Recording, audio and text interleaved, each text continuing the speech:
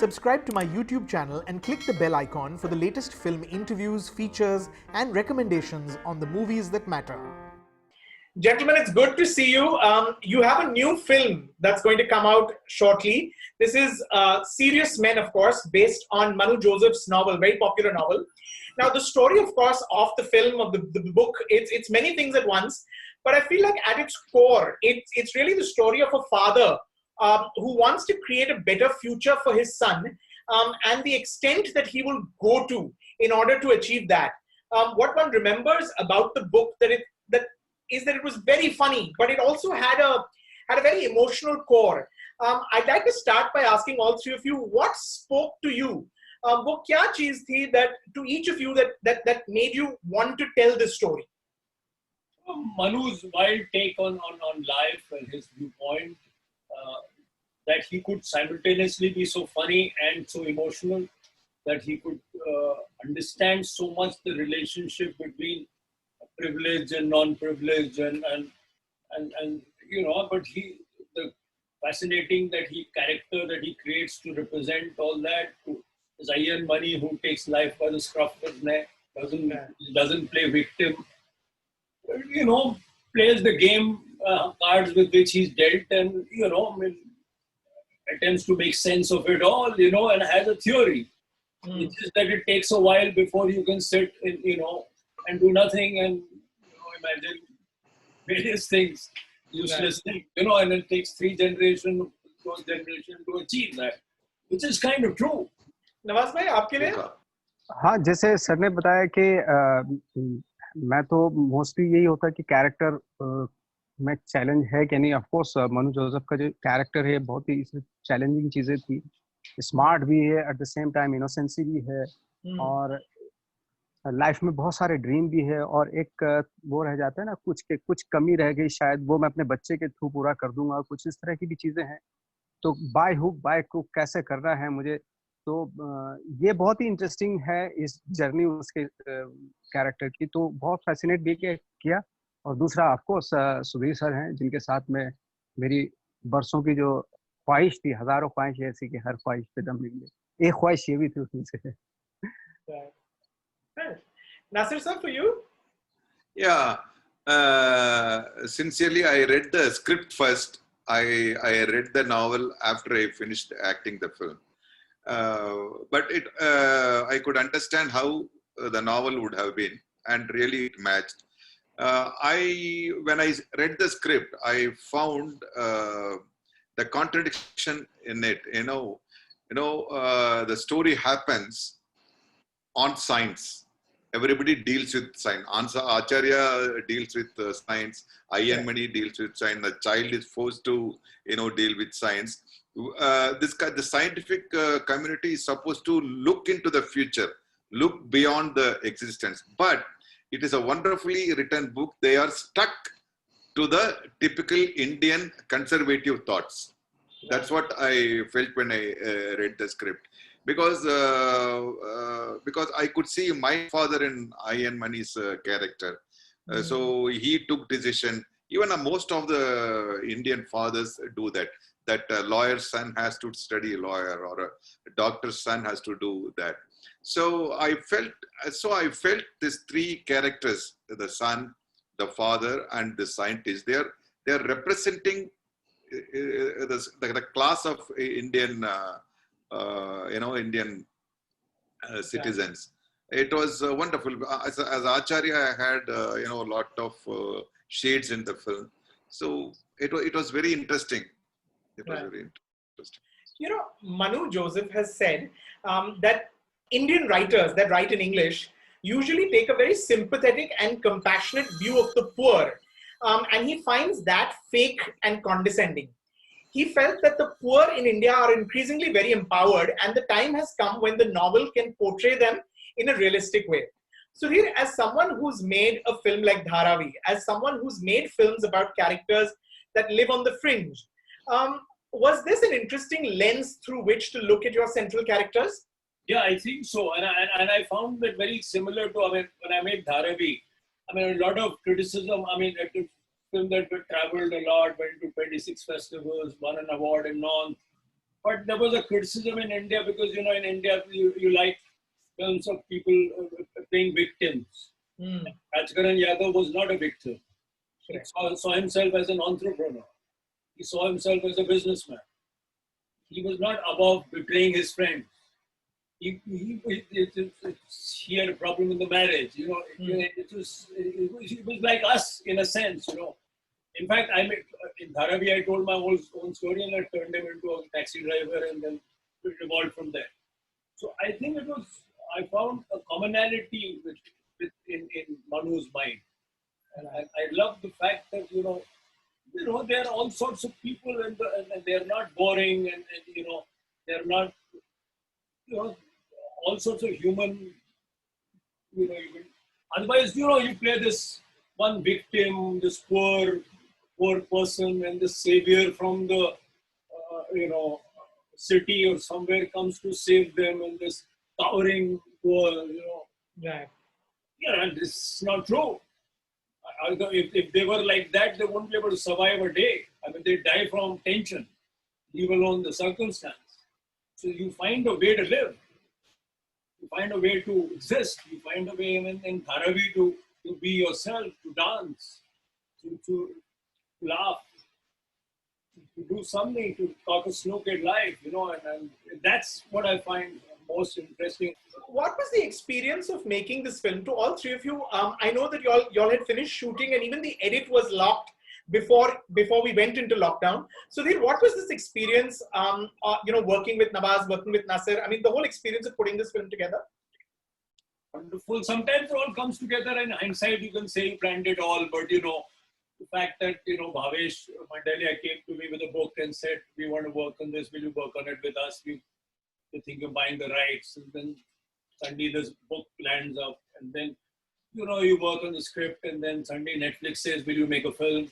And then you say, "Can we make this?" And they say, "Yeah, wonderful." And there's such grace, and you're allowed to flower in a sense. And I got this chance after Hazaron. Nobody telling me, nobody in a sense, no conditions.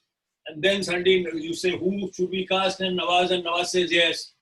And then everybody settles, and then you find this wonderful kid, in Chennai, and you find Indira, and it all comes together. And we didn't know each other so well, right? I didn't know Nawaz so well, right? And I didn't know Nasir Saab. So we all worked and seen each other's work and basically liked each other, I think, from afar.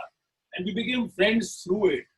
And we found this wonderful location in BDV Chawl, and so I mean, I think it just kind of worked, and guiding it all is this wonderful, mind of Manu Joseph, which I interacted with, and he was there hanging around in the film, but through the shoot, and with such grace, never intruding, and always finding it very fascinating, the process.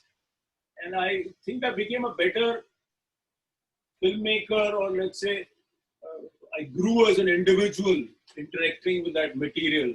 And I think I will make even better films because I interacted with. So I think it was amazing. To Nawaz bhai and to Nasir sir, I want to ask you, when you have great material, when you just have really good material, can you talk about that? Because of course, hum sunte aaye hain Nawaz bhai, how very often there are directors, there are filmmakers, because the material is just what it is. वो बोलेंगे Nawaz bhai कुछ कर दो set पे, bring something more, bring your own magic. But what is the, what does having great material do? Does it mean you have to rely less on your own tricks, your bag of tricks, and the material just allows you to play what is on paper? And was this one of those experiences? Because there are scenes in this film that are just so incredible. I love that scene where Nawaz bhai, aapka character and your wife go to that school when she's asking them to convert to Christianity, and he says, "But we've got this Vivekananda school who wants to take us," and he opens the book and shows all those cuttings, or even just that beautiful thing that that all the put downs that Acharya keeps saying, the primitive minds and all the things that he keeps saying to Mani uses that and teaches his son all those things. I mean, it's just such rich material. So I want to ask the two actors, I mean, what is the advantage of having great material? And does that make an actor's job easier? No, it's it's not only about the great content. It is about who is going to make it alive. In this film, I was very excited. Nawaz is there and Sudhir is there because the content it's not only content. The person who handles it, he must believe what it is about. And I know Sudhir's his comments on society. I've been following him in his comments and about the political system, about the cinema and everything. So it is not only making a story out of it, it is there personally he believes in that. I thought he will do it he will make that content in a greater film. It may not be a big film like Bahubali or something like that, but he knows whatever the character does, whatever Ian Money is, aspiring for, what are the struggle the boy is undergoing, he believes and he understands. That's why I thought I will do this. And working with good professionals, it makes your job very easy. So when we were discussing which one to say, my son said, Nawaz, it's Nawaz. You have to do this film, serious one. Then I said, okay, fine. And at one request, he said, I want to see him. So he came all the way. You just spent some time with Nawaz. So that's what Nawaz, everybody admires. And even as an actor, I have been following and admiring him. जैसे नासिर साहब बता रहे तो बहुत अच्छा बताया था उन्होंने कि कंटेंट अच्छा ग्रेट होने से, लेकिन कंटेंट का बहुत रिस्की भी होता है। ग्रेट कंटेंट अगर आप उस पर काम कर रहे हैं तो रिस्की भी होता है, क्योंकि अगर ऐसे लोग नहीं मिले उस स्क्रिप्ट को या उस नॉवल को सही जगह पे पहुंचाने के लिए, तो बहुत वो भी हो सकता है। लाइक फॉर एग्जांपल, जैसे एक अच्छा नॉवल था, सुधीर साहब थे, और लाइक भावेश की राइटिंग है, वो तो सारे एक्टर्स, तो वो मिलके एक कुछ चीज अच्छी होती है, हो जाती है। अदरवाइज मैंने देखा कि बहुत फॉर एग्जांपल जैसे बायोपिक में हम लोग कभी कभी देखते हैं कि ग्रेट बायोपिक्स रियली ग्रेट किसी, और उसमें मतलब उसका बिल्कुल ऐसा बर्बाद कर दिया है कि अब दोबारा, मतलब इतनी कमाल की लाइफ होती किसी इंसान की, और उसको जब आप करते हैं वो मिमिक्री कर दी किसी की या कॉपी कर दिया उसको। जैसे सुधीर साहब ने एक बहुत अच्छी बात बोली थी कि हमने उसका जो एसेंस है वो रखा और कॉपी नहीं किया, अंडरस्टैंड किया, मनु का जो माइंड है उसको अंडरस्टैंड किया, तो आई थिंक वो इसीलिए बेटर बन पाता है जी। But I think when a film has the right trigger to base, you stop being clever then. Correct. Stop wanting to be interesting. There's something that it tells you how to shoot it. There's something, if you listen, then, and if it's something interesting, I don't know. And I think that this taught me, because I went astray for a while, right? So I made Hazaro, then I did, for a while, it's confusing in India, and then you want to be more popular sometimes, and people are giving you money. I'm decided now I'm not listening. Either I'm making this film, so if I will listen, and if there is some truth in it which I can get, and then I find it very easy. Then you come on the set and the story tells you how to shoot it. Right. It's somehow that scene is, evolving in front of you, and your mind is kind of working. You're no longer wanting to be clever. Correct. You no longer want to be interesting in quotes. You're no longer wanting to put a punch. Just sort of flows. Now, I want to ask all of you finally, how do you think this pandemic and this experience that we've had, that we're going through and that we will go through, how do you think that will fundamentally change you as storytellers? Will this experience shape the stories, Sudhir, that you want to tell going ahead? And to both of the actors, to Nawaz bhai and to Nasir sir, will this experience change in a way, have an impact on the choices that you make going forward? Do you think that is likely to happen? I don't know about others, but for me, a lot of people say that, we're working, the pandemic can tell you is an opportunity to write this. Yeah. Write what? Because it's kind of telling me, on a sense, who I am. It's also telling me about the human condition. It's also making me examine myself. My father died during this pandemic, so the whole experience of this war it of course fundamentally changes you in some way. It's also taught you about the connections and humanity and what is useful and the inessentials that we are involved with in life. And I think it takes some time to immerse oneself and allow it to hit you. So for me, it will forever change the way I will think about life.